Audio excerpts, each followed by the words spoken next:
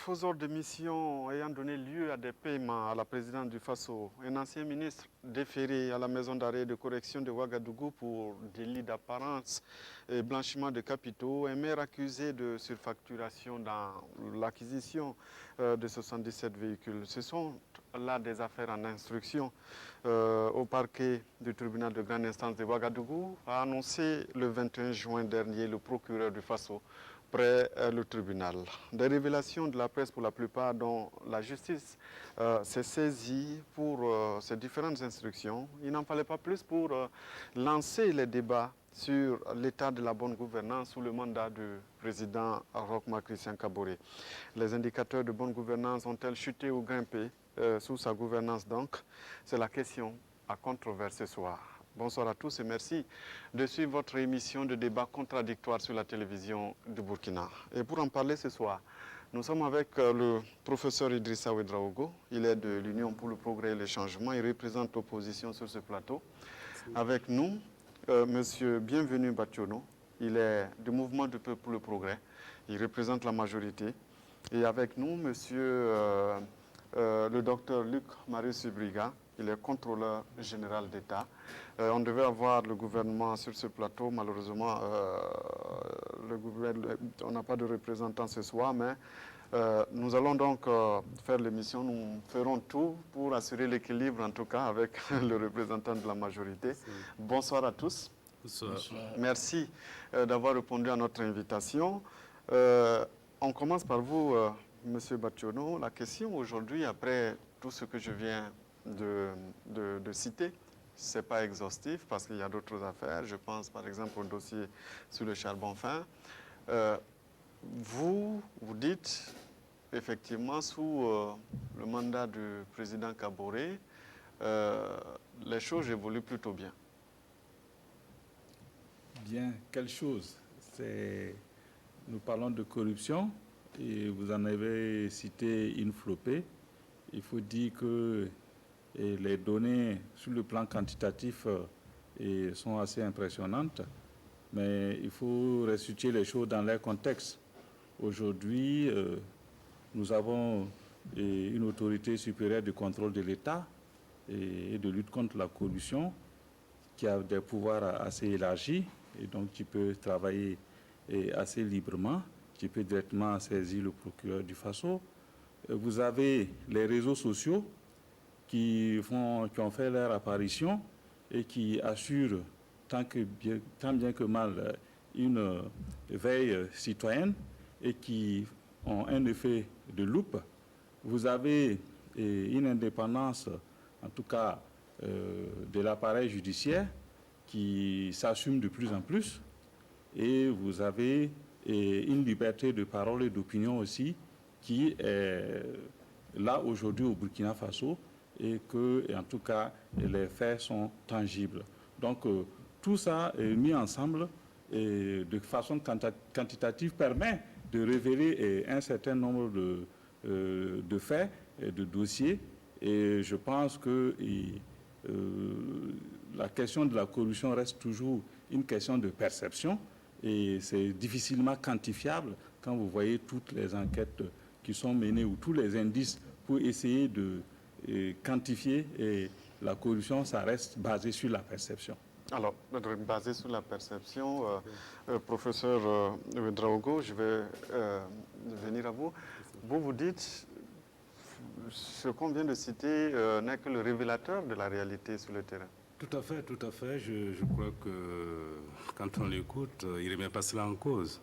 Il ne remet pas en cause dans la mesure où, en fait, il admet quand même qu'il y a des faits qui sont avérés et que ces faits sont certainement liés aux institutions que nous avons, au nouveau paysage donc, que nous avons ici, dont notamment les réseaux sociaux et puis les veilleurs, ceux qui veillent sur ceux qui font la veille citoyenne. Et donc, je crois que là, on est tous d'accord qu'il y a quand même des faits de corruption et que c'est avéré. Et quand on dit que c'est la perception, c'est vrai que de façon générale, ceux qui font des études sur la perception, notamment Transparency International et autres, le RENLAC aussi, c'est sur les questions de perception. Mais la réalité, c'est que ce que nous observons, c'est les faits concrets de corruption. Quand on vous dit clairement qu'en fait, il y a quand même des véhicules qui ont été achetés, qu'il y a eu de la surfacturation, quand on vous dit qu'il y a eu des ambulances qui ont été achetées, qu'il y a eu des surfacturations, je crois que ça, c'est avéré. Ce n'est pas de la perception.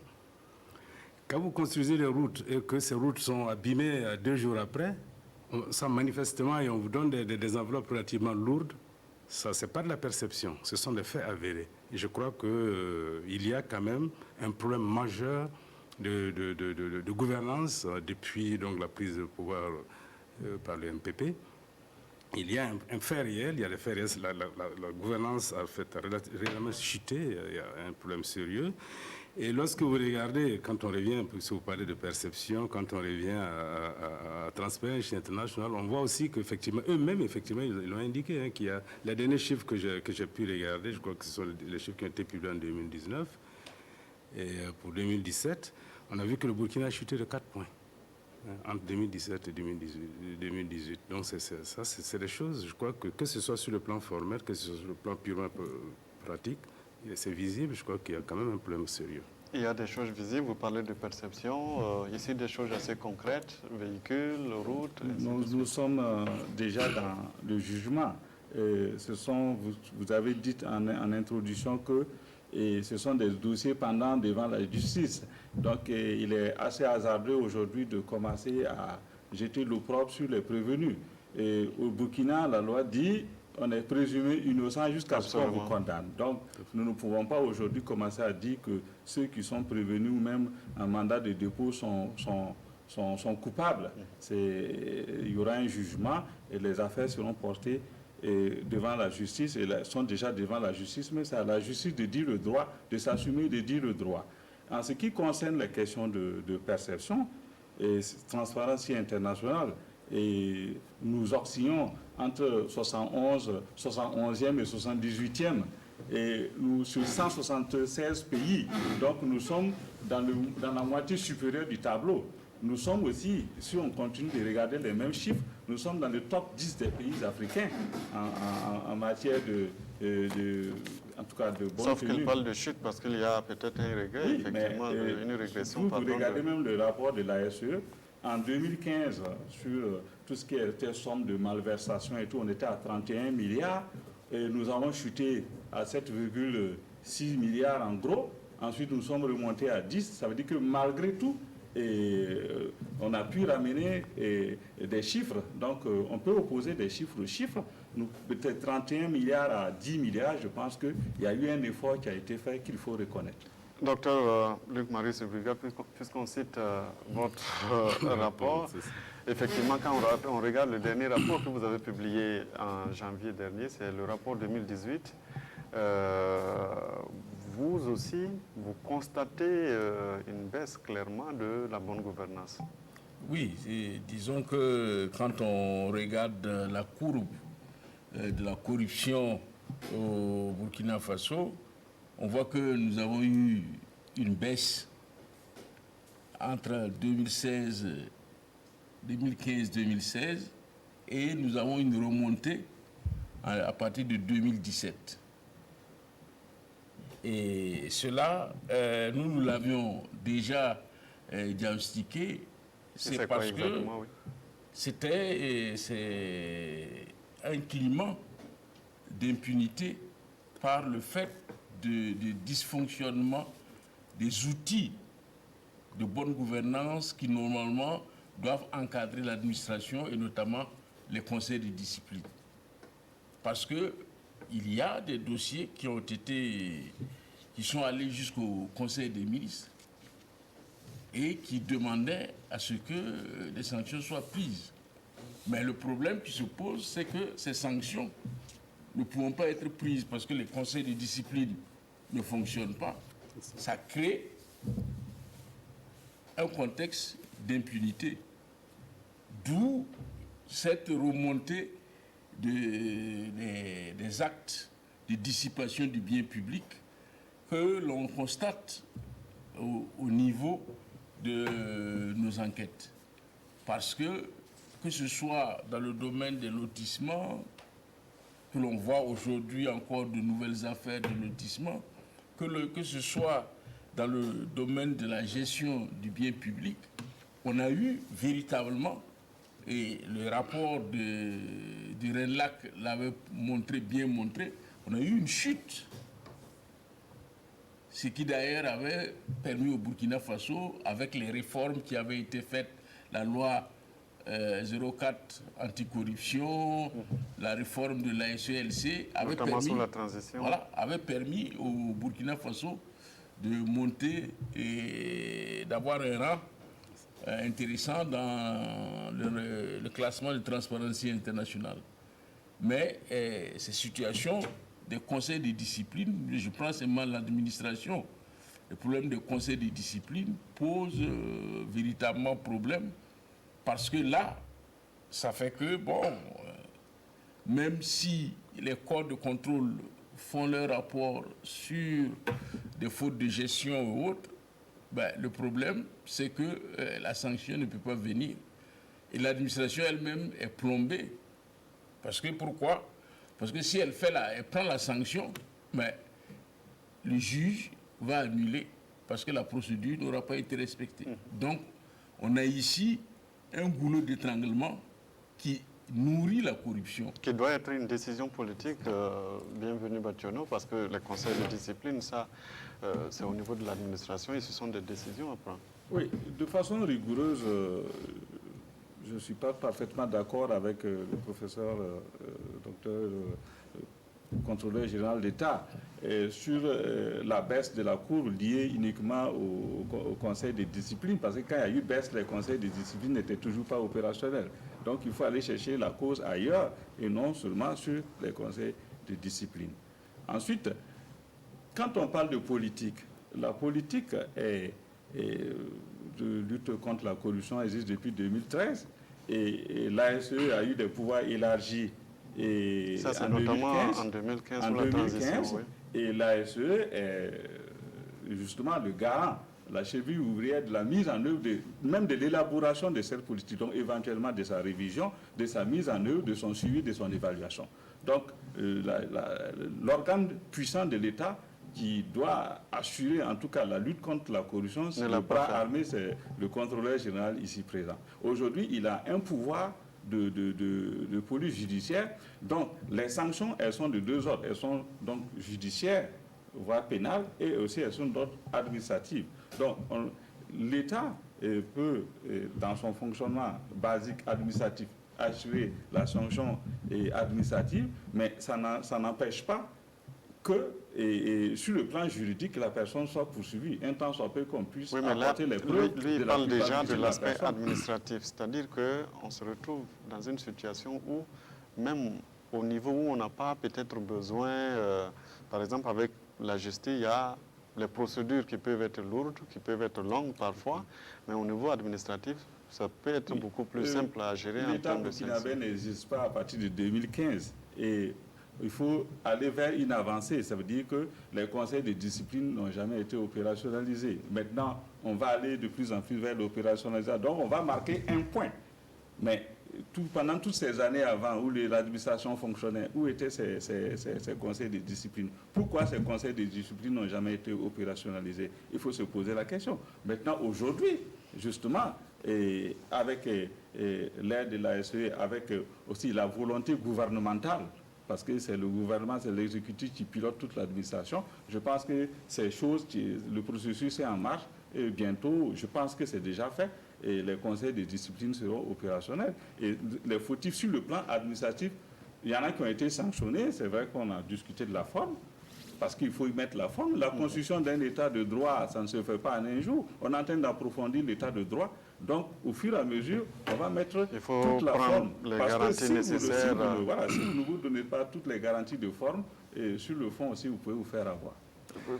D'abord, au professeur, parce qu'il dit que c'était à la SELC de faire toutes ces propositions. Effectivement, à la remise de rapport, oui, vous aviez fait effectivement des propositions et justement des textes. Nous avons appelé les différents, pas seulement le gouvernement, nous avons interpellé aussi les partenaires sociaux, parce que les conseils de discipline intéressent aussi les partenaires sociaux qui sont membres et qui doivent être aussi regardants sur le bon fonctionnement des conseils de discipline, parce que c'est un instrument de bonne gouvernance.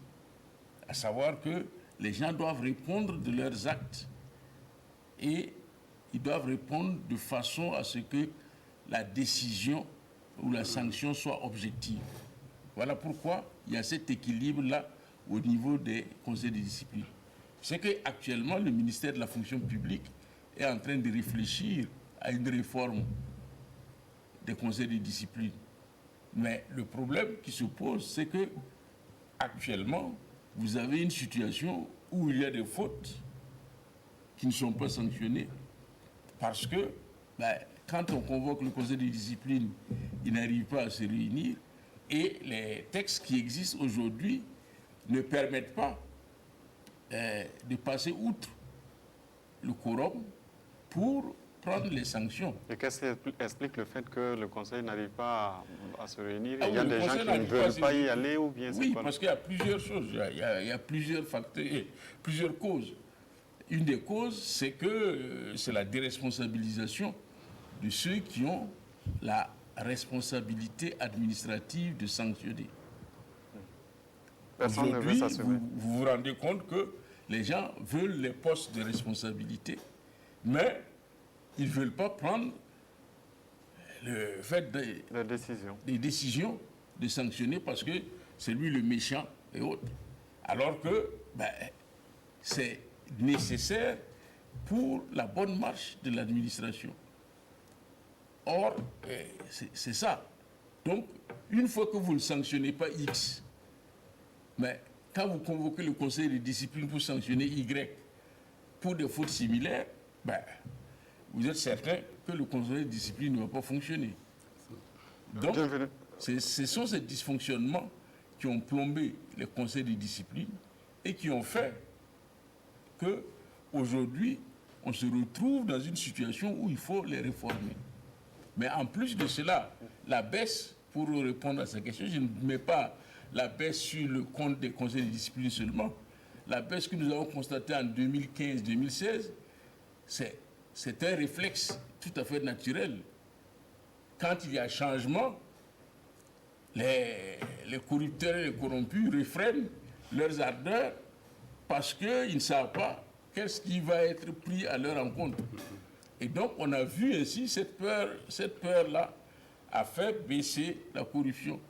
Et comme on s'est rendu compte qu'il n'y avait pas de sanctions et qu'il y avait comme une sorte d'impunité, les gens ont repris leurs habitudes et c'est ça qui fait que l'on constate une remontée. Bienvenue, Batchono répond. Avant, comme il est tout seul, on est obligé de lui donner la parole tout le temps. Alors, il parle là de, on va dire, l'irresponsabilisation des décideurs. Okay. C'est-à-dire que vous êtes responsable et vous avez tout de même peur de prendre des décisions ou bien de sanctionner tout simplement. Vous savez, on va revenir au Burkina. Qui est le responsable? C'est le directeur général, c'est le CCF. On a dit de ne pas politiser l'appareil d'État, donc il faut mettre tout le monde. Donc aujourd'hui, on ne peut pas dire que l'État burkinabé est 100% MPP, parce que même le président Roch a été élu à 53,% Donc, et même si on prend l'ensemble de la fonction publique, donc si on renvoie les mêmes proportions, on n'est toujours pas, on est peut-être à la moitié de la fonction publique.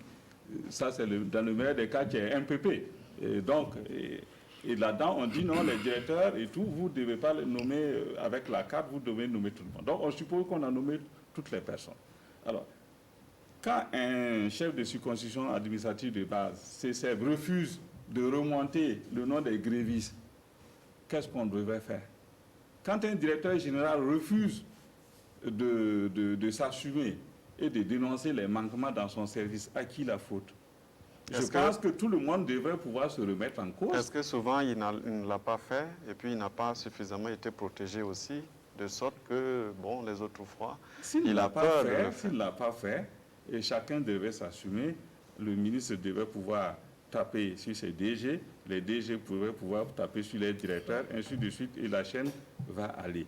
c'est dans le sens inverse aussi, chacun devait s'assumer. La question de la corruption, il y a la question de la norme, donc des règles et de la règle de droit, donc de la loi, mais il y a aussi la question de conscience, donc de valeur. Aujourd'hui, nous avons un problème aussi de valeur, de crise de valeur au Burkina. Il faut qu'on s'assume, qu'on ait le courage de le dire. Voilà. Alors, il parle de crise de valeur. D'accord, tout à fait. Je pense que... réalité, peut-être. Oui, je rebondis sur ça, mais avant, quand même, je voudrais indiquer qu'il faut quand même qu'on évite de se comparer au moins bon. Quand vous dites que, bon, effectivement, nous sommes parmi les meilleurs dans la sous-région, ce qui n'est pas vrai du tout, d'ailleurs, parce que nous sommes quand même, quand vous regardez les classements, nous ne sommes pas dans les top 10. Nous sommes, de façon générale, nous sommes tous en deçà, en bas de la moyenne, hein, toute la sous-région. Et en tout état de cause, même si on est dans les top 10, je pense que être parmi les mauvais, dixième des mauvais, là, je crois que ce n'est pas bon. On cherche à être meilleur que ça. Donc, peut-être qu'il faut essayer de mettre... Et je suis tout à fait d'accord, effectivement, qu'il y a un problème de moralité, d'éthique. Mais la réalité, c'est quoi? Même quand on dit que, effectivement, les conseils de discipline et autres ne marchent pas, et qu'il y a une forme d'impunité, que ça s'observe. Mais en réalité, il faut dire que les gens regardent ce qui se passe en haut. Quand, effectivement, il y a manifestement des problèmes de malgouvernance, de bonne gouvernance. Quand on observe qu'il y a des problèmes de corruption au très haut niveau et qu'il n'y a rien qui se passe, et comme il a si bien dit, les gens observés, ils y vont. Parce qu'ils savent que de toutes les façons, il n'y aura absolument rien. Et je crois que là, effectivement... on observe, je crois que depuis 2015, enfin depuis 2016, je veux dire, avec le gouvernement qu'on observe, on a observé une nouvelle génération, j'allais dire une génération spontanée de politiciens qui viennent en politique, pas parce qu'ils ont un idéal, pas parce que justement ils ont quelque chose à défendre, parce qu'ils veulent s'enrichir. Et ça, c'est le gros problème. Et il me semble que c'est ça qui explique en grande partie cette histoire de corruption et de mauvaise gouvernance qui est située au très haut niveau et qui se métastase et qui va à tous les niveaux. Bienvenue, Barthélemy. Apparemment, le poisson pourrit par la tête. Bien sûr. Oui, c'est quelque chose qui est souvent dit au Burkina. Mais en fait, il faut aussi connaître que nous sommes en démocratie. Nous avons choisi une forme de démocratie avec ses avantages, ses inconvénients. Aujourd'hui, comme j'ai dit, quand tu prends les États-Unis, et on dit l'administration Bush, l'administration Obama, l'administration... Quand le président vient, il met en place ses hommes et il l'assume. Mais c'est quand même pas toute l'administration, y compris... L'administration, le jour que le président prend le pouvoir, il bascule au moins 10 000 postes et ainsi de suite. Donc, quand on dit l'administration, c'est beaucoup plus peut-être hauts postes de responsabilité. Vous parlez de politique. Oui. Alors, le niveau politique, il est là. Le niveau politique, il descend même jusqu'aux directions générales. Donc, ça doit être des postes hautement politiques. Aujourd'hui, on réclame que les directeurs généraux soient recrutés par test. Comment vous pouvez garantir que ce monsieur-là vous soit loyal et fidèle et qu'il agisse? Cela veut dire que même si vous avez votre régime qui est là, et vous ne maîtrisez pas parfaitement le contrôle de l'appareil de l'État. Parce que le parti politique, lui, se bat pour aller prendre le contrôle de l'appareil de l'État et l'exercer. Mais quand dans la mise en œuvre de notre ordonnancement constitutionnel et par le fonctionnement de notre État aujourd'hui, nous n'avons pas toutes ces manettes, on ne peut pas se permettre de dire qu'on va assumer tout ce qui se passe en matière de corruption. Mais l'exemple que donne le professeur Ouedraogo, c'est que, par exemple, quand il y a un ministre qui est mis en cause dans un dossier, est-ce qu'il ne faut pas peut-être prendre des mesures conservatoires pour, comme on n'a pas de la culture de la démission ailleurs, on voit des ministres, lorsqu'ils sont mis en cause, ils démissionnent, ils vont se défendre. Là, le ministre ne prend pas ses responsabilités et aussi, peut-être, ceux qui peuvent lui mettre la pression pour qu'il prenne ses responsabilités ne le font pas non plus. Bon, je pense qu'on va diriger sur la base de rumeurs. Celui qui est ministre, je pense qu'il a un haut niveau de responsabilité. Il a sa conscience avec lui, il sait ce qu'il y a. Donc, c'est libre à lui de démissionner. Celui aussi qui l'a responsabilisé aussi a un certain nombre de données et de raisons que nous, en tant que citoyens, nous n'avons pas. Et comme je vous dis, cette même loi dit que la personne est présumée innocente jusqu'à ce qu'elle soit condamnée. Alors, ce n'est pas, ça veut dire que on ne peut pas nécessairement aller démettre quelqu'un alors qu'il peut-être qu'il n'a rien fait ou qu'il n'y a pas de preuves suffisantes. Oui, mais comme vous aimez prendre les exemples ailleurs, vous avez pris le cas des États-Unis ici, qui d'ailleurs, bon, c'est vrai que peut-être aux États-Unis, le président vient avec son administration, mais en France, par exemple, ou ailleurs, en Europe, on travaille avec ceux qui sont là. Mais il n'y a pas de problème. Les gens sont des administratifs, ils travaillent comme des administratifs sans plus. Mais là, vous avez, quand vous êtes arrivé, vous avez changé presque tout le monde, vous avez mis vos gars. Ça, c'est évident. Et comme vous aimez bien prendre les exemples, dans ces pays dont vous parlez, que ce soit les États-Unis ou la France, quand quelqu'un a des problèmes, il démissionne. Il se libère pour qu'on puisse éventuellement statuer. Si innocent, il revient. Est-ce que ça, c'est imputable peut-être au régime? Est-ce que ça, c'est pas forcément des valeurs personnelles? Mais tout à fait, tout à fait. Mais oui, mais je veux dire qu'on peut le démettre. C'est pas parce qu'on peut le démettre. On peut lui demander de partir parce que, en fait, ça touche tout le monde. Ce n'est pas uniquement lui. Quand oui, mais peut-être avec le niveau de démocratie qu'on a, est-ce que sur la base, peut-être comme il est dit, de rumeurs, on ne va pas passer le temps peut-être à changer oui, mais là c'est quand même avéré, par exemple, l'histoire du charbon fin. Enfin, je pense quand même qu'il y a des faits palpables. On a saisi les choses. On est en train de dire que oui. Mais je veux dire que si manifestement il n'a aucun problème, il n'a rien, il n'a pas à se reprocher, il peut se dire, bon écoutez, moi je laisse l'administration travailler. Et puis ensuite, on verra. Si effectivement il n'y a pas de problème, je reviens tranquillement. Mais c'est la même chose pour la mairie. On dit qu'en fait, on ne peut pas faire des enquêtes parce que la personne est là. Quand on veut des informations, elle ne les donne pas, elle retient. Ça, c'est pas possible. On ne peut pas travailler comme ça, à mon avis. Non, je ne suis pas parfaitement d'accord. Aujourd'hui, le docteur Ibrga est là et il n'y a pas quelqu'un qui peut lui résister. S'il demande des dossiers, tu l'envoies les dossiers. Je ne savais pas si puissant que ça. Si, il le sait. Nous avons, la loi est là. C'est un monsieur qui est très puissant. S'il réclame des documents, vous l'envoyez. Si vous n'en avez pas, il a des moyens de coercition nécessaires pour vous faire rendre compte. Donc vous ne pouvez pas dire aujourd'hui qu'un DG qui est indélicat, et l'ASE lui demande de rendre des comptes. Il rend des comptes. S'il ne rend pas des comptes, il a des problèmes. Et si l'ASE mène son enquête et découvre qu'il y a vraiment preuve de malversation, elle saisit directement le procureur. On n'a même pas besoin de saisir qui que ce soit. Maintenant, elle peut réclamer à côté une sanction administrative telle que relever la personne de son poste en attendant. Donc aujourd'hui, nous avons un arsenal, en tout cas juridique, même répressif, qui peut gérer toutes les questions de corruption au Burkina. Maintenant, je pense que je ne vais pas dire que ce n'est pas un manque de volonté politique, parce que quand vous dites politique, vous mettez à un niveau très stratégique. L'ASE existe parce que c'est une volonté politique. Le Centre national de traitement de l'information financière existe parce que c'est une volonté politique. La Brigade nationale antifraude existe parce que c'est une question de volonté politique. Donc, il y a plein d'organes.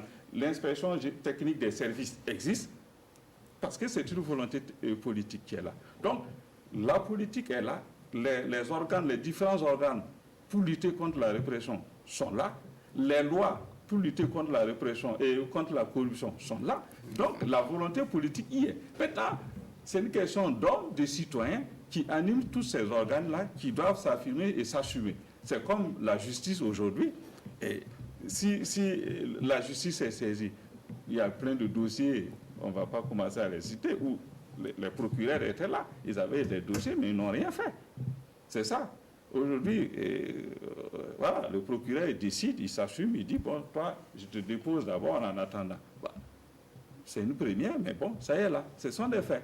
Donc, à chacun de s'assumer et jouer pleinement son rôle. Docteur Ibrga, les institutions sont là, vous avez les mains libres pour agir, oui, mais pour la plupart, les organes ne s'assument pas. La question fondamentale, c'est la question des moyens, que ce soit les moyens humains ou les moyens matériels et financiers. Et à ce niveau, force est de dire que, par exemple, pour la SELC, notre loi a été adoptée en 2015. Elle a été promulguée en février 2016.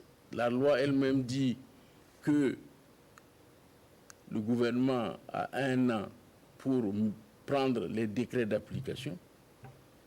Nous sommes aujourd'hui en 2020, les décrets d'application ne sont pas encore adoptés, alors que les projets ont été déposés dans le bureau du gouvernement. La même chose pour la réforme des corps de contrôle de l'ordre administratif. Donc, c'est vrai, nous avons un arsenal qui nous est envié et que l'ONUDC vante partout dans le monde pour dire que le Burkina Faso, il a des structures, la SELC, avec la capacité de contrôleur d'État de pouvoir être des officiers de police judiciaire, l'obligation que le procureur a quand la SE le saisit de poursuivre, c'est-à-dire que le procureur n'a plus la faculté de poursuivre ou de ne pas poursuivre. Donc, on a des... Mais maintenant, c'est le problème de moyens. Je prends le cas de la SELC. Au moment, en 2014, les contrôleurs d'État étaient au nombre de 30. Aujourd'hui, ils sont au nombre de 23. Et pourquoi?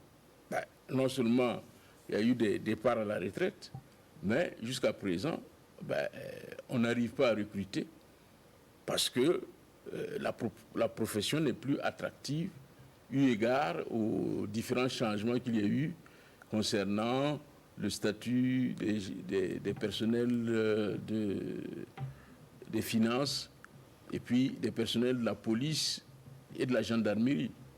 Nous avons eu des magistrats que nous avons recrutés, mais ils sont repartis parce que les traitements servis aux contrôleurs d'État ne sont pas intéressants. Ils perdent de la ressource s'ils viennent à la SE. Donc, jusqu'à présent, nous avons lancé 2 fois des tests de recrutement de contrôleurs d'État, nous n'avons pas eu de candidats. Donc, ça veut dire que, de ce point de vue, ces réformes-là sont importantes. Nous devions avoir des enquêteurs. Mais les textes d'application n'étant pas adoptés, on ne peut pas recruter des enquêteurs, ni des assistants de vérification. Or, ces éléments-là sont importants, alors que les tâches confiées à la SELC ont été démultipliées, surtout avec la déclaration d'intérêt et de patrimoine, qui demande non pas seulement que les gens fassent la déclaration, mais qu'on puisse vérifier la véracité et la sincérité de la déclaration. Or là, actuellement, nous n'avons pas les personnes nécessaires pour le faire. Donc, je dis que de ce point de vue, on a l'arsenal juridico-institutionnel existe bien. Mais maintenant, il faut qu'il soit véritablement opérationnel. Et alors, à ce niveau, s'il est opérationnel, on verra bien que la lutte contre la corruption va prendre un tour plus important. Alors, vous parlez de textes qui existent, M. Pachiono. Le contrôleur général vous dit, effectivement, il y a des textes, mais le problème, les textes ne sont pas opérationnels. Vous ne pouvez pas répondre aux questions sur les décrets d'application qui ne sont pas pris parce que, bon, vous n'êtes pas du gouvernement, donc vous ne pouvez pas. Mais sur le contexte général dont il évoque. Oui, mais il le sait très bien. Pour les questions des décrets d'application, c'est toujours un problème qu'on est en train d'essayer de résoudre. Même, vous savez que je suis au Parlement, donc oui, nous essayons de plus en plus de faire en sorte que quand les projets de loi viennent, qu'ils viennent avec des décrets d'application pour qu'on puisse lire, pour que ça puisse aller vite. Parce que quand on prend une loi et puis les décrets d'application mettent des mois, voire des années à se mettre à se signer, et il y a des problèmes. Mais en même temps, vous savez, les lois, quand elles sont signées, après, parfois dedans, on met des choses et pour les appliquer, ça devient difficile. Et on se rend compte qu'on a voté quelque chose qui n'est pas nécessairement en accord avec ce qu'on attendait. On va prendre le cas, même votre budget est plus ou moins indexé au budget national, pas moins de 0,1%. Mais si on va appliquer ça, je pense qu'on va avoir des problèmes. Et ça, c'est maintenant, c'est toujours à négocier, à parfaire. Et je suis d'accord avec vous qu'en tout cas, il faut opérationnaliser à 100%. Parce que là, c'est comme peut-être une route qu'on trace et puis on lit les pieds des acteurs.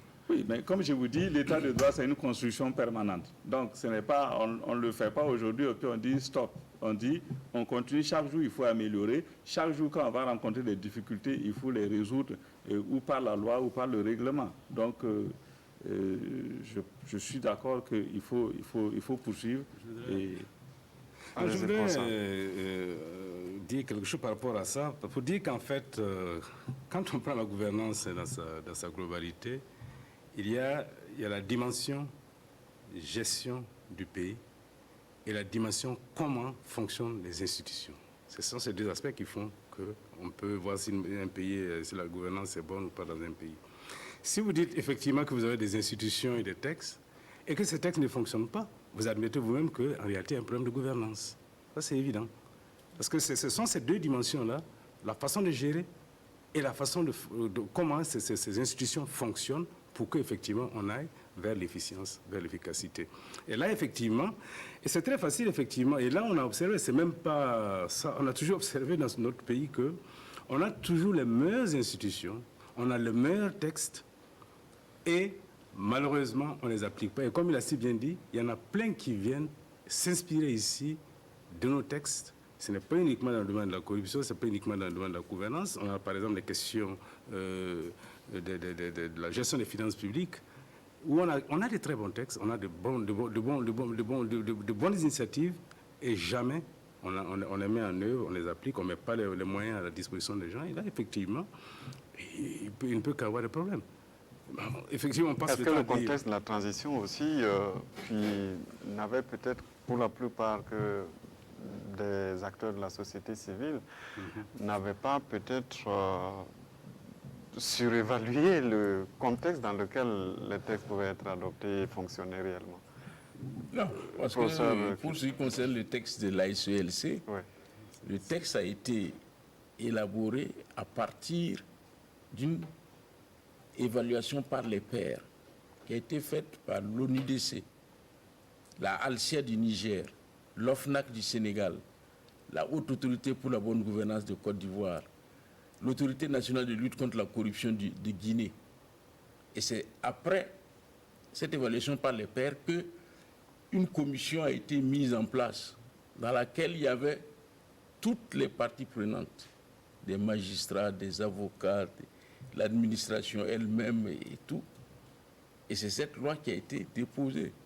Le Burkina Faso a signé des conventions. La convention de les 0,1%, ce n'est pas tombé du ciel.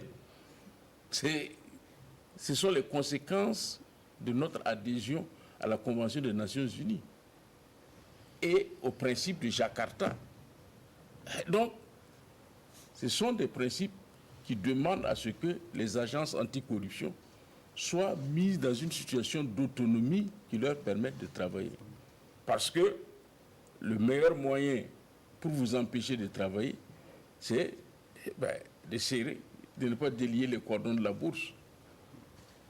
La preuve, quand on prend au niveau des ITS, le problème qu'on a tout le temps, c'est que sans budget autonome des ITS, quand tu dois faire des missions, ce sont des missions qui sont acceptées par le ministre.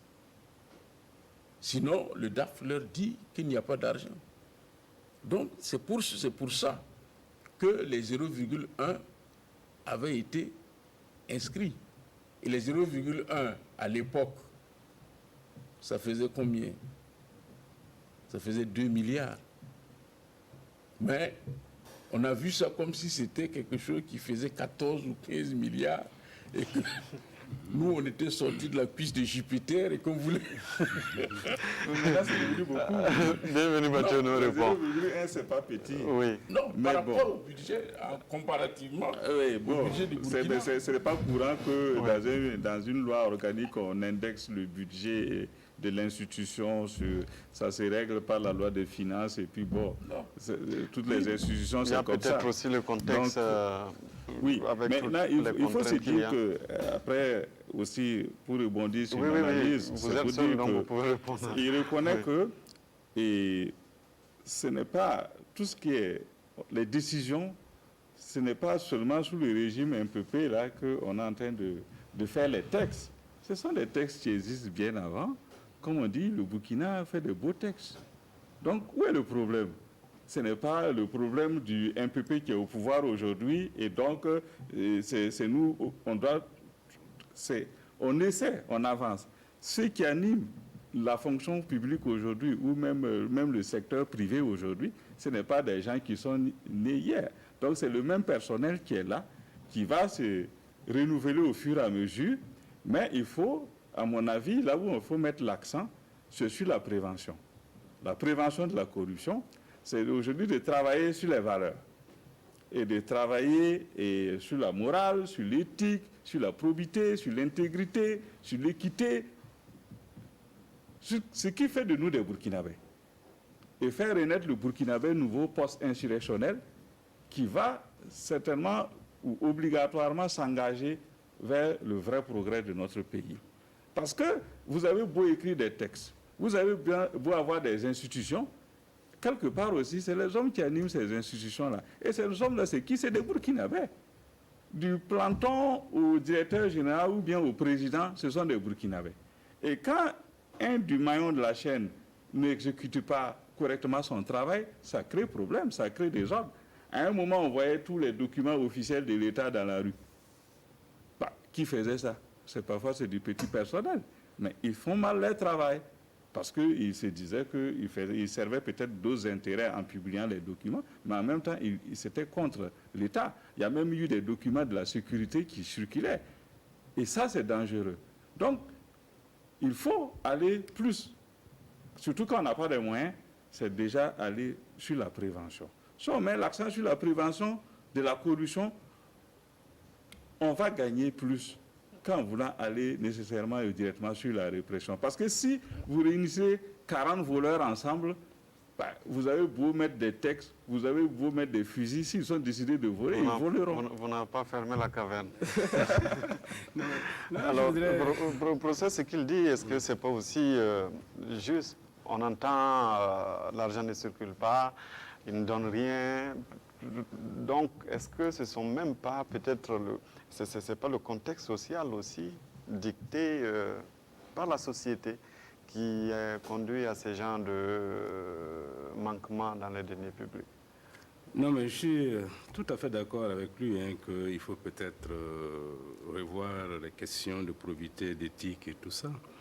Mais en réalité, c'est comme je l'ai dit, en définitive, pour qu'on puisse mettre en œuvre, ou en tout cas impulser ce type de valeurs dans notre pays, il faut que ceux qui veulent impulser ce type de valeurs soient eux aussi propres, qu'ils aient des valeurs aussi, j'allais dire, acceptables. Parce que quand vous venez parler à des gens et que les gens ne croient pas, ne pensent pas que vous êtes ce que vous voulez prétendre, ils ne vous suivront pas. Ça, c'est bien. Et lorsque vous dites, par exemple, que effectivement, ceux qui sont au poste, ce sont des gens qui étaient là, mais vous reconnaissez avec nous que, de façon générale, les nominations qu'on observe, ce sont des nominations qui sont bien ciblées. Ce n'est pas, en fait, je veux dire que la méritocratie n'est pas une valeur que vous cultivez. Ça ne l'est pas. Donc ça fait qu'effectivement, quand on choisit des gens sur la base du fait que ce sont nos militants, ce n'est pas forcément les meilleurs.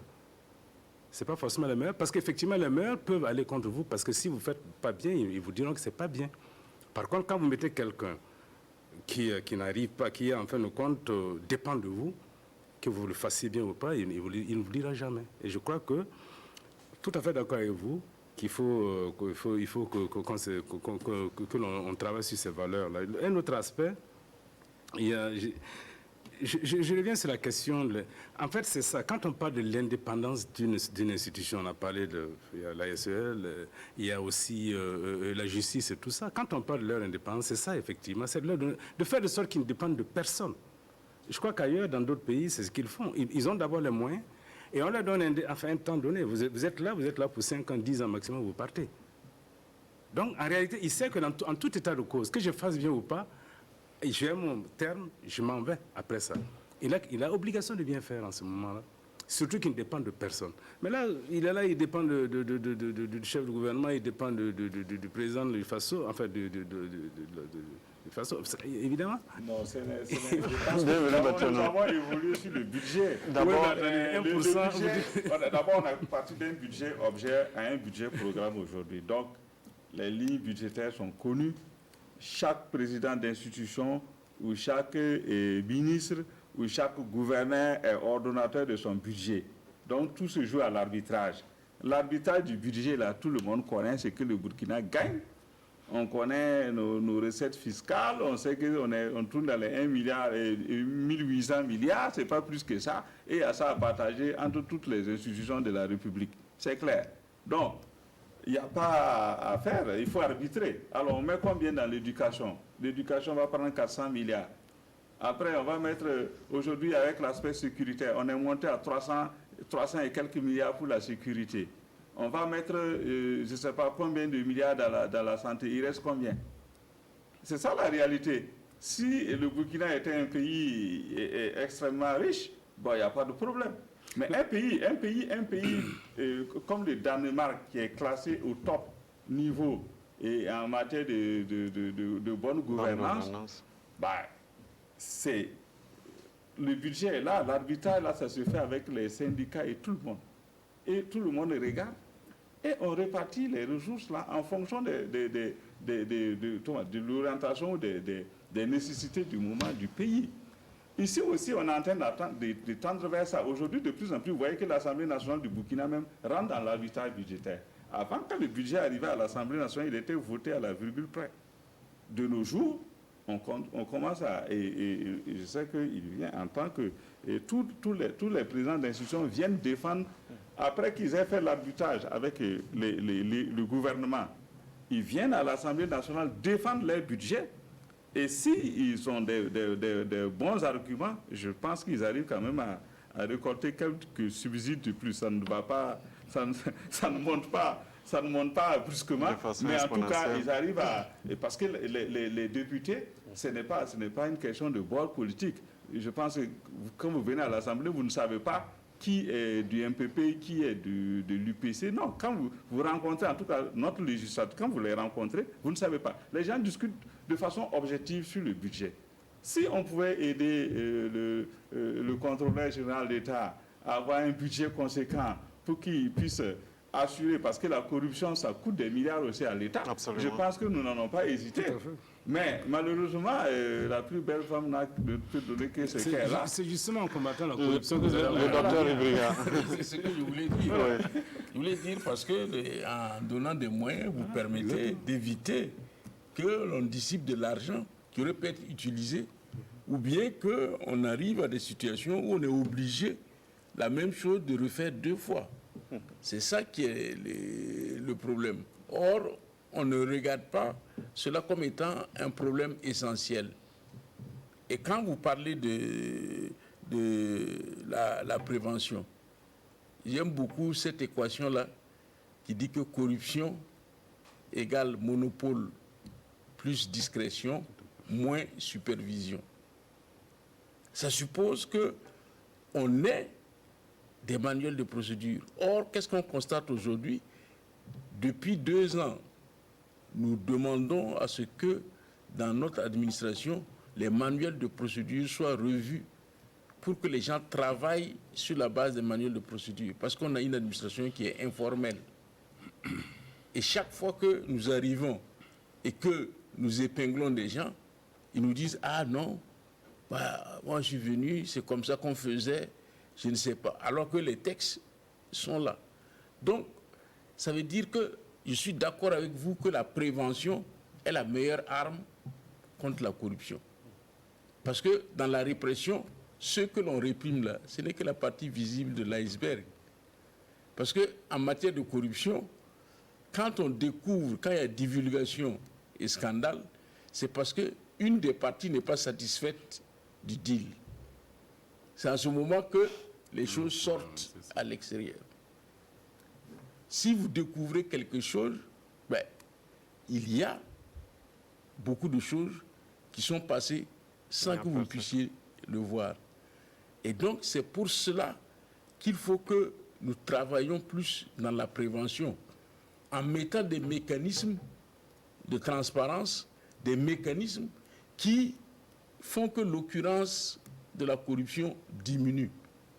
Là, vous avez donné le cas du Danemark, ce sont ces mécanismes-là qui leur donnent une bonne place. Parce que les gens aiment plutôt le spectacle, c'est-à-dire qu'il y a quelqu'un qui vient, on attrape, on sanctionne, alors on dit que oui, on a lutté contre la corruption. Mais pendant ce temps, combien de milliards se sont évaporés sans que vous ne sachiez?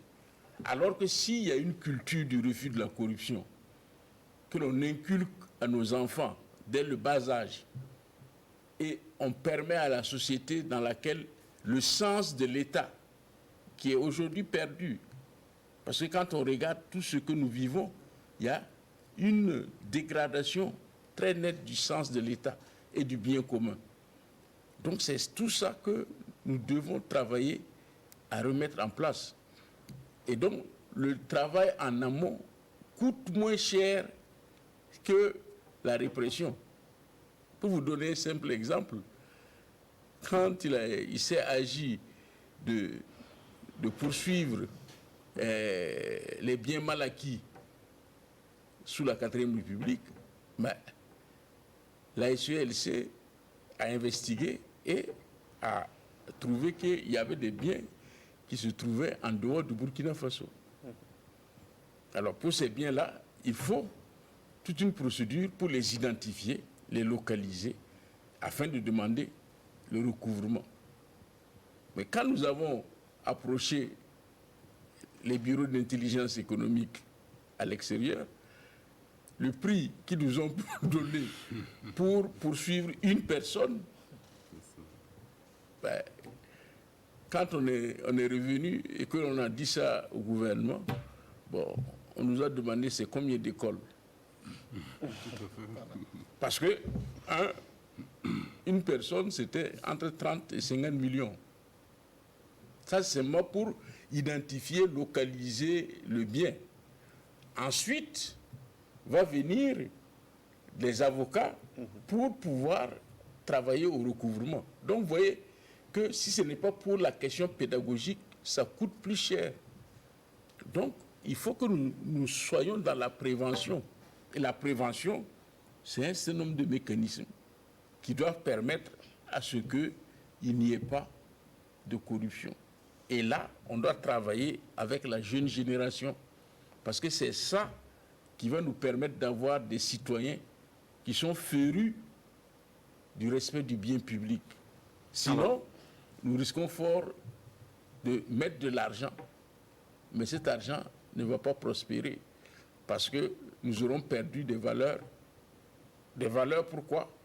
Parce qu'à un moment donné, nous sommes écartés de la voie qu'il y avait, qui était de faire en sorte que l'enfant apprenne les valeurs à domicile et à l'école. On a enlevé ça de l'école pour dire que non, ce n'est pas le rôle de l'école. Le rôle de l'école, c'est de donner à la personne des connaissances techniques.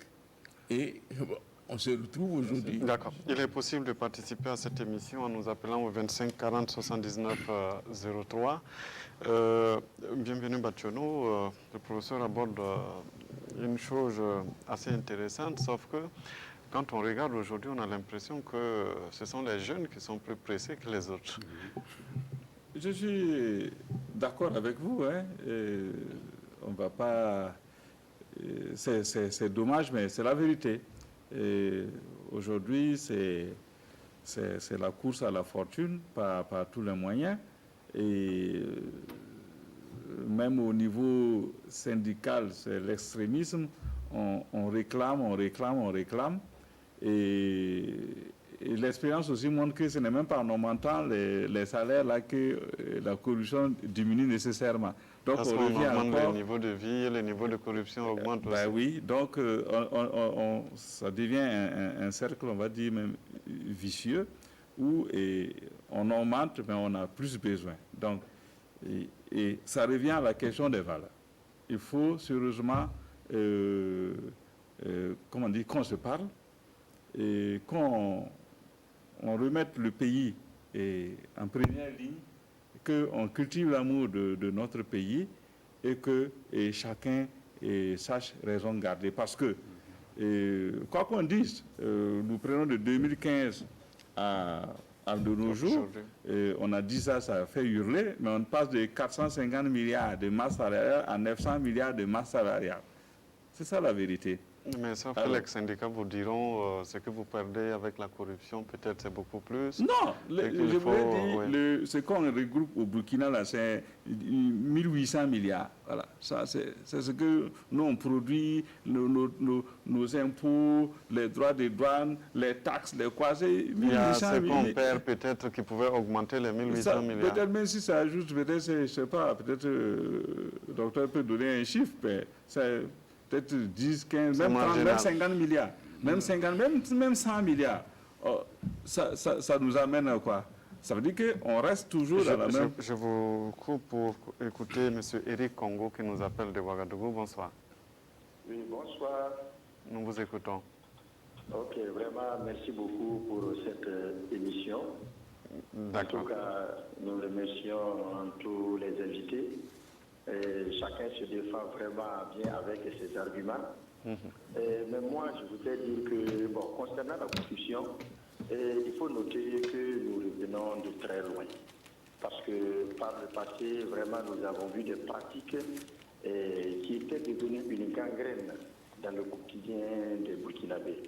Voilà, quand vous prenez par exemple le secteur des marchés publics, où vraiment, c'est là où beaucoup de choses se passent. Dieu seul sait comment certaines entreprises font pour pouvoir avoir les marchés. Et même ceux qui attribuent les marchés, qui sont généralement des fonctionnaires de l'État, franchement, ce n'est pas facile. Et aujourd'hui, on voit que certaines choses, au lieu de diminuer, bon, je dirais qu'elles persistent.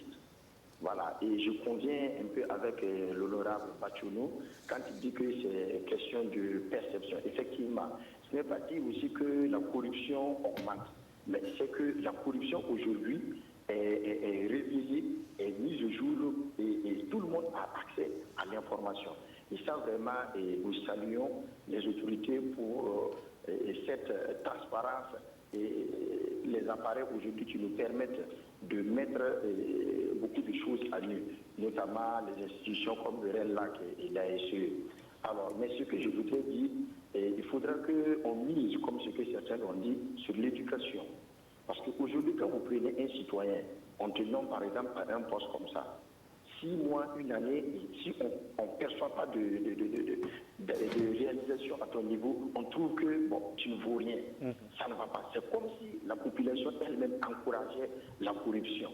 Voilà. Donc il faut vraiment cultiver, en tout cas, la conscience même des populations. Et aujourd'hui, bon, on remarque qu'il y a quand même de l'amélioration parce que certaines choses qui se faisaient facilement, aujourd'hui, et tu t'amuses, mais on met tout à nu.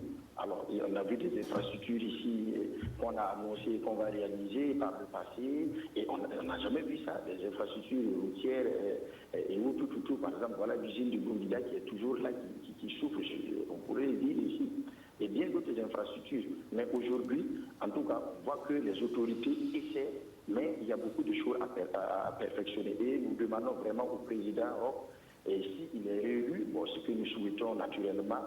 On ne va pas vous ouvrir l'antenne pour que vous fassiez la campagne pour le président.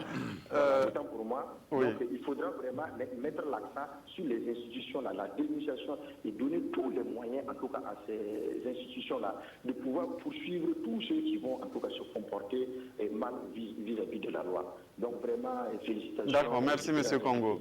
Merci, M. Congo. Je précise que la campagne n'est pas encore lancée et qu'il faut qu'on s'en tienne à notre sujet du jour. Alors, pour ça, il dit quelque chose quand même d'assez intéressant, parce qu'il dit que quand on vous nomme à un poste, c'est que peut-être 6 mois plus tard, vous ne réalisez pas quelque chose, les gens vous diront que vous ne valez rien. On a l'impression qu'on est arrivé peut-être à légaliser aujourd'hui la corruption. Et lorsque vous tentez de faire la différence, les autres estiment qu'entre griffes, vous êtes bête. C'est pourquoi vous ne profitez pas de votre position. Oui, c'est vrai que c'est une perception, c'est une façon de voir les choses. C'est aussi une réalité qui se dit. Oui, c'est une réalité. Mais la réalité, c'est quoi, en fait? C'est ce qu'on a dit. Et je crois qu'au-delà du fait que, bon, on peut avoir la pression des parents ou la pression des uns des autres sur vous, je crois que si vous comprenez que effectivement aller dans ce processus de corruption n'est pas une bonne chose, à mon avis, vous n'irez pas. Il y a plein de gens qui, effectivement, sont dans la fonction publique. Il y a plein de gens qui ont des postes très importants et qui, en définitive, ne sont pas aussi nantis que ce que l'on perçoit. Je crois que, en réalité, les uns et les autres pensent que ceux qui n'arrivent pas à rentrer dans le processus ne le font pas parce que, justement, ils voient ailleurs. Ils voient qu'il y en a plein qui le font. On a vu plein de fonctionnaires ou même, en fait, surtout les hautes autorités qui, du jour au lendemain, en fait, ils ont ce que j'appelle une fortune sans historique. On ne sait pas d'où ça vient.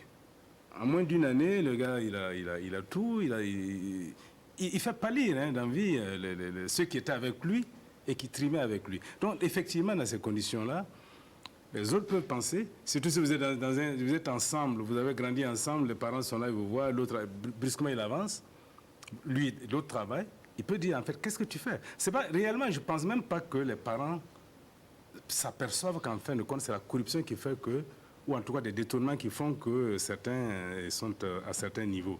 Et je crois que là, on ne peut pas avancer ça comme argument pour pouvoir dire qu'il faut tolérer la corruption. Je ne pense pas. Il ne faut pas tolérer la corruption. Et à mon avis, il me semble qu'il faut travailler tout simplement, effectivement, à éclaircir les choses sur ces questions-là. Bienvenue, Batchouna. On va prendre d'abord Adama Ouedraogo qui nous appelle de Ouaga. Bonsoir. Oui, bonsoir, monsieur. Nous vous écoutons. Merci. Bon, moi, j'ai d'abord une remarque. Oui. En fait, la corruption, pour moi, elle commence à partir des subalternes, pas au niveau du sommaire. Parce que ce sont les subalternes qui traitent les dossiers et soumettent à la signature des supérieurs. Et c'est à partir de ce traitement-là qu'est née la corruption. Alors, deuxièmement, je voudrais poser quand même une question à M. Ouedraogo. Allez-y. Je vais parler de la démission. La culture de la démission. Du chef de l'IPC. Si un jour l'IPC arrivait au pouvoir, est-ce que la démission serait automatique à la moindre erreur commise par un des membres du gouvernement? Merci. Merci beaucoup, professeur Ouedraogo, pour la question. Merci bien. D'abord, je dirais qu'en fait, quand il dit que ce sont les subalternes qui font de la corruption, bon, peut-être qu'à leur niveau aussi, chacun a son niveau de corruption, hein, mais il ne faut pas partir de là et dire qu'en fait... Le docteur Ibriga nous dira. Voilà, tout à fait, Ibriga nous dira, parce que c'est lui qui fait ses enquêtes. Bah, attends, et votez pour nous, vous verrez si en fait on va faire des comme je l'ai dit, ce sera plus simple. nous ne sommes pas encore en campagne. Quand vous nous verrez au pouvoir, vous comprendrez ce qui va se passer. Je pense que je réserve la réponse ici. Nous ne sommes pas encore en campagne et nous n'avons pas le droit à nous.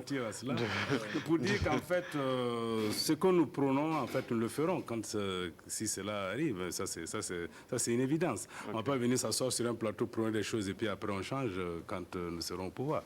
Je pense quand même que ce serait malhonnête et ce serait trahir en fait nos électeurs. Voilà. Docteur Ibriga, sur... Oui, je pense que ce qu'il a dit n'est pas totalement faux. Parce que la corruption conduit à une privatisation de l'État. À savoir que la perte du sens de l'État conduit chacun à considérer les prérogatives qu'on lui a données comme étant des prérogatives personnelles qu'il utilise pour son bien personnel. Et donc, quand souvent l'administration, il y a du pouvoir discrétionnaire, ça dit que la personne peut décider sans avoir à se justifier. Quand vous avez une décision qui est prise par une seule personne, et donc qui peut, en ce moment, prendre sa décision sans contradiction, ça pose problème.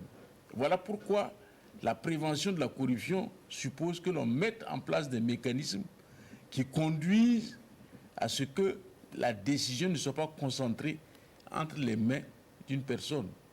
Par exemple, vous venez déposer votre dossier et on vous dit, bah, si tu ne mets pas de cailloux, la feuille va s'envoler.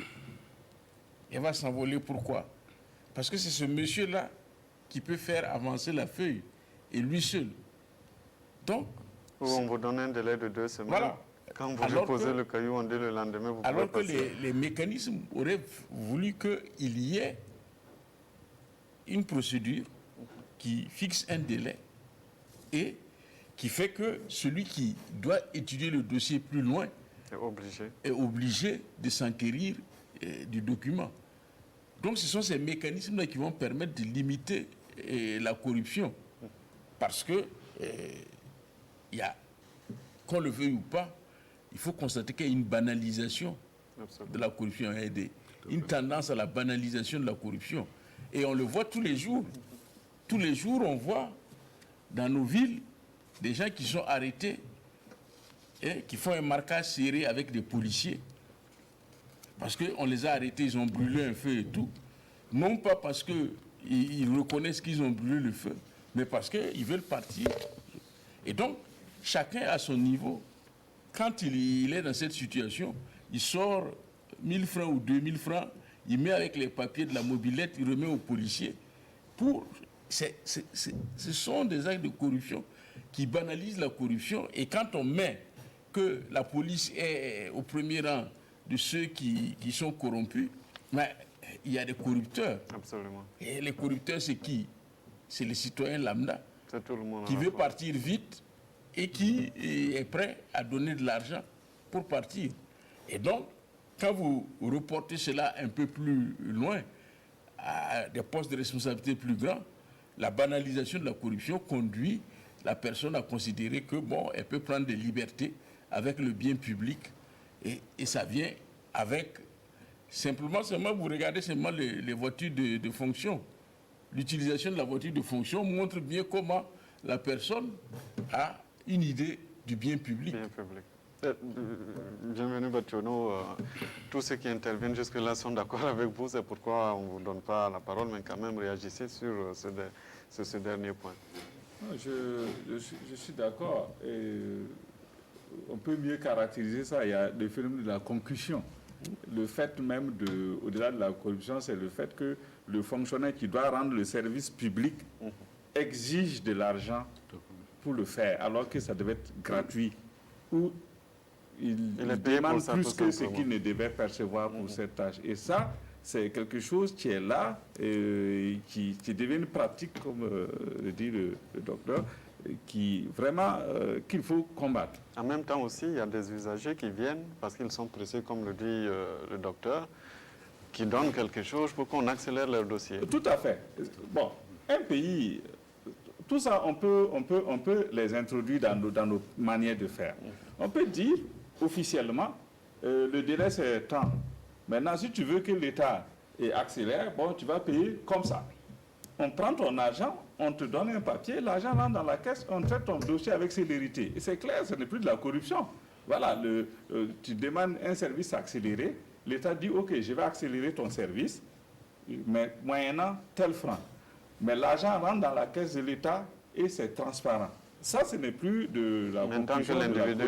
Mais c'est quand ça rentre dans la poche de l'individu, là, ça devient un autre problème. D'accord, on va prendre...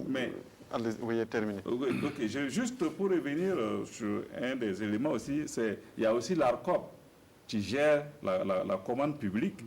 Aujourd'hui, justement, nous avons voté la loi sur la commande publique. On l'a révisée pour l'accélérer. Et comme il parlait de délais, il y a des délais impartis pour traiter les dossiers. Et même pour liquider les factures, il y a des délais légaux qui ont été votés, qui ont été arrêtés. Et aujourd'hui, donc on a essayé, en tout cas l'arsenal est là, on a essayé aussi de réglementer tout ça. Et l'ARCOP aujourd'hui, vous postulez un marché, et c'est un appel d'offres ouvert, même restreint. Si vous pensez que vous avez été lésé dans l'attribution, vous saisissez l'ARCOP. Avec vos preuves, c'est jugé, il y a même des possibilités de faire appel, et puis vous retirez votre marché. Voilà, donc il y a quand même, l'arsenal est là, mais comme je dis, maintenant à l'intérieur, si les gens se font corrompre, bon, ça devient une question de valeur. Lamoussa François Ilboudo nous appelle de Ouaga. Bonsoir. Bonsoir. Nous vous écoutons. Oui, ma première question s'adresse à M. Ibriga. D'accord. Concernant, entre-temps, il avait fait une sortie sur les médias pour dénoncer le fait qu'il n'arrivait pas à faire ce contrôle au niveau de l'armée. Je voudrais savoir actuellement, est-ce que ce problème est réglé? Est-ce que maintenant, il a cette capacité de voir le budget que l'armée dépense pour notre sécurité? Voilà, ça c'est ma première question. Ma deuxième question s'adresse au monsieur du MPP. Et j'aimerais lui poser la question à savoir, est-ce que les surfacturations que la presse a mises à jour au niveau de la mairie, avant que même la justice puisse se prononcer, pour lui, c'est un délit ou pas? Ça, c'est la question concernant. Maintenant, pour les deux aînés du plateau, puisqu'ils ont dit que la nouvelle génération sont là, ils veulent des gains. Qu'est-ce qu'eux, ils ont fait ou ils n'ont pas pu faire pour qu'on arrive à là? Parce qu'au moins, ils ont été là avant nous. Qu'est-ce qu'ils ont donné comme éducation pour qu'aujourd'hui, on constate ce qu'on vit actuellement? Merci et bonne journée. Ou bonne soirée plutôt. Merci beaucoup, M. Ilboudo. On commence par vous, docteur. Bien. Et concernant l'armée, ce n'était pas que nous ne pouvions pas aller regarder dans le budget de l'armée. Ce que je disais, c'était par rapport au secret défense. Ouais. Parce que quand vous faites le contrôle et qu'on vous oppose le secret défense, ça veut dire que vous ne pouvez pas avoir toutes les informations nécessaires pour pouvoir évaluer si la dépense est cohérente ou pas. Donc, et là, nous sommes actuellement en pourparlers avec le ministère de la Défense et d'autres structures pour organiser un atelier sur la notion de secret défense afin qu'on puisse légiférer là-dessus pour nous dire quelles sont les dimensions du secret défense. Parce que c'est la même chose que pour les fonds secrets. Il faut qu'il y ait des textes qui encadrent, sinon ça devient toute une nébuleuse dans laquelle on peut... Ce que nous vivons actuellement au Niger avec l'audit du ministère de la Défense prouve bien qu'il est important qu'on jette de la lumière là-dessus pour éviter que dans la situation de crise dans laquelle nous sommes actuellement, on en vienne à trouver que, bon, on a acheté des hélicoptères qui ne peuvent même pas tirer, ou bien des armes qui n'ont pas une capacité de feu. Alors, honorable, sur la surfacturation à la mairie. Voilà, donc je n'aimerais pas déjà commenter, parce que c'est quelque chose qui est au main de la justice, donc on n'aimerait pas commenter l'action judiciaire. Et ce n'est pas à moi aujourd'hui de caractériser ou de donner un jugement, de prononcer un jugement. Et cependant, il faudrait aussi, pour un certain éclairage, de dire que ne faut pas très vite parler de surfacturation. La chose que tu pars acheter tout seul, et la même chose que si tu veux l'acheter par appel d'offres, c'est totalement différent. Quand tu vas acquérir un bien directement, tu pars, tu sors ton argent, tu payes ça au prix coûtant. Quand tu vas en appel d'offres, il faut d'abord faire un dossier, aller chercher des échantillons et produire une caution de soumission. La caution, elle coûte de l'argent. Les taxes. Payer une ligne de à la source. La ligne de crédit, tu demandes en banque, ça coûte de l'argent. Tu dois payer une caution d'avant de démarrage. La caution, elle coûte de l'argent. Tu vas exécuter. Ensuite, tu dois constituer une caution de bonne fin. Tu dois payer même un droit d'enregistrement de 3%. Et tu dois payer un impôt sur le bénéfice à la fin. Donc, tout ça, ce sont des frais que celui qui va pour postuler va injecter dans son prix. Alors, donc, pour les citoyens, dès qu'ils voient peut-être un bien peut coûter 10 millions, mais en appel d'offres, ce bien peut arriver rapidement à 15 millions. C'est des exemples. Au Burkina, rapidement, on monte à 25, voire 30%. Parce que ce sont les règles du marché. Et même ça, tu n'es même pas sûr de gagner. Donc, même si tu ajoutes encore 10% sur ta marge, ou 5% ou 10%, donc rapidement, les coûts s'envolent. Donc, quand souvent dans les conseils des ministres, on regarde le prix, les gens rapidement, pour une voiture, on se dit la voiture, elle va coûter, peut-être c'est une voiture de 30 millions. Rapidement, le prix ressort à 50 millions, les gens, ils hurlent. Mais ils ne savent pas qu'à l'intérieur, il y a tous des coûts additionnels qui sont liés à nos procédures. Et donc, il faut tenir compte de ça. Sur la dernière question, les jeunes qu'on dit pressés, qu'est-ce que les aînés ont fait pour pouvoir les encadrer? On va aller rapidement parce qu'il y a d'autres personnes qui nous attendent au téléphone. Les aînés ont fait ce qu'ils peuvent faire. Hein. Moi, je veux dire qu'en fait, je ne suis pas comptable d'un jeune qui en fait est pressé. Moi, mes jeunes à moi ne sont pas pressés. Je crois qu'ils sont assez corrects. En tout cas, ceux que je connais bien. Et je voudrais quand même très rapidement revenir sur cette histoire des marchés publics là, hein, parce que ce qu'on observe actuellement, je crois que le type de marché qu'on est en train de mettre en œuvre, on observe beaucoup de on observe beaucoup de PPP, enfin en grippe parce que ce n'est pas des PPP, et ce sont des boulevards pour la corruption, et c'est ce qui explique effectivement, entre autres, ce qu'on observe en fin de compte avec ces crédits bails-là. Et je ne suis pas tout à fait d'accord avec le raisonnement que vous faites, parce que celui-même sur lequel vous achetez aussi, en fait, paye autant les mêmes impôts. Il paye les impôts. Parce que moi je fais je postule à beaucoup de marchés, mais je ne vois pas le raisonnement que vous menez, je ne l'applique pas. Je ne l'applique pas en disant qu'en fin de compte, si je paye effectivement les 3%, mais je postule avec d'autres personnes, et je sais que d'autres personnes postulent et qu'en réalité, ils peuvent être moins disants que moi, donc je m'oblige à être le moins disant possible. Donc en fait, c'est lorsque c'est ouvert que c'est moins cher. Et vous êtes en train de dire le contraire, ça me surprend beaucoup.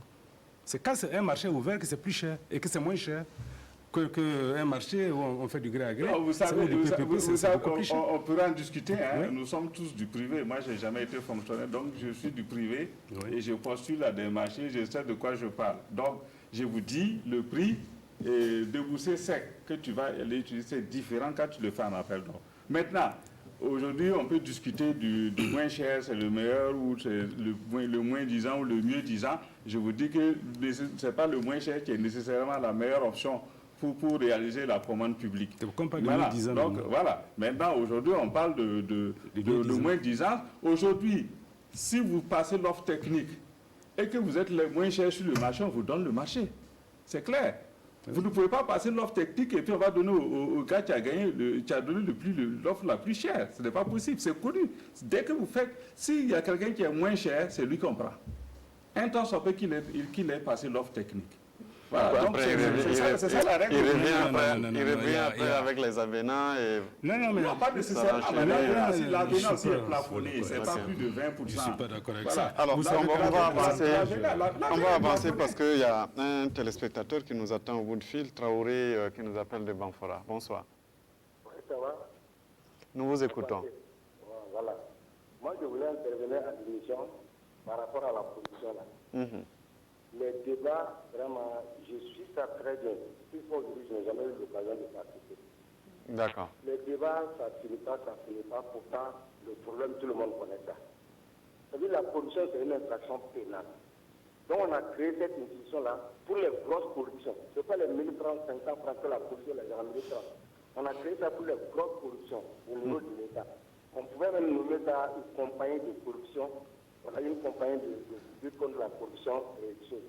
Maintenant, avoir maintenant des brigades au niveau de chaque région. Je crois que ça allait mieux fonctionner. La dernière fois, j'ai suivi des brigades, il me dit que lui, il est OPJ. Un OPJ, il a beaucoup de droits. Un OPJ, il a beaucoup de droits. Il y a le droit d'arrestation, le droit de garde à vue, le droit de perquisition, le tout, droit de réquisition. Et puis, il signe son rapport, là, c'est comme un PV. Quand il dresse un rapport, c'est comme un PV. Il n'a pas besoin de... Il peut faire peut-être affecter des gens à son niveau, des OPJ pour le seconder. Mais c'est lui le patron des trucs. Donc, il doit faire affecter soit des gens ou des policiers qui vont le seconder. seconder maintenant qui vont faire le travail. Sinon, une police, c'est pas un petit type. Tu as tous les droits, tout ce que tu contrôles. Voilà. D'accord. Merci, M. Traoré. Sinon, moi, j'ai tenté plusieurs fois, j'ai beaucoup d'idées, mais j'ai tenté plusieurs. L'autre jour, j'étais obligé d'appeler sur la 35 là, par rapport au là. Et il y aura votre il va pas voter. On vous a compris. On fera tout pour que vous puissiez intervenir très souvent à cette émission. Voilà, Docteur Ibriga, vous êtes puissant. Je pense que l'ASE n'est pas créée uniquement pour la grande corruption. Elle existe aussi pour la petite corruption. Et le fait est là que si nous avions nos enquêteurs, il y a des brigades qui étaient prévues pour la petite corruption et qui feraient en sorte que les citoyens aussi, ça rentre dans le cadre de la prévention, puissent avoir une attitude citoyenne pour ne pas se mettre dans la peau du corrupteur. C'est vrai que nous avons le statut d'OPJ. Officier de police judiciaire. Officier de police judiciaire. Et de ce point de vue, nous travaillons aujourd'hui en étroite collaboration avec le procureur du Faso. Dans la plupart des dossiers dont vous parlez, la SELC travaille avec le procureur du Faso. Il l'a cité dans sa conférence de presse. Mais il y a un certain nombre d'éléments que nous n'avons pas jusqu'à présent, que nous ne disposons pas. Par exemple, nous ne pouvons pas faire de garde à vue. Parce que les locaux de la SELC ne sont pas prévus pour faire une garde à vue. Parce que si vous gardez à vue quelqu'un et que vous n'avez pas des locaux prévus pour cela, bon, si d'aventure la personne se pend ou fait telle chose, ben, vous assumez la responsabilité. Donc il y a cela. Il y a un certain nombre de moyens techniques aussi que nous devons avoir pour véritablement être pleinement des OPJ. Mais ça, c'est en train de venir. Mais le plus, c'est le fait que jusqu'à présent, nous n'avons pas nos équipes d'enquêteurs qui vont nous permettre d'être plus opérationnels sur le terrain. D'accord. On va s'arrêter là pour ce soir. Messieurs, c'est déjà fini pour cette émission. Nous remercions donc le professeur Idrissa Ouedraogo. Je précise que vous êtes de l'Union pour le progrès et le changement. Vous représentez l'opposition sur ce plateau. Merci à vous. Bienvenue, Bationo. Je devrais dire honorable bienvenue, Bationo. Vous êtes du mouvement du peuple pour le progrès. Vous représentiez donc la majorité. Et merci à vous, docteur Luc Marius Ibriga. Vous êtes contrôleur général d'État. Et donc, vous dirigez l'autorité supérieure de contrôle d'État et de la lutte contre la corruption. Merci à tous ceux qui nous ont suivis. Je précise qu'on devait avoir un membre du gouvernement. Nous avions l'accord, mais ce n'est pas la dernière minute pourquoi. On n'a pas un représentant sur ce plateau, mais bon, on a fait comme on peut pour pouvoir équilibrer au maximum les débats en plateau ici. Et merci à vous qui nous avez suivis et bonne suite de programme sur la RTV.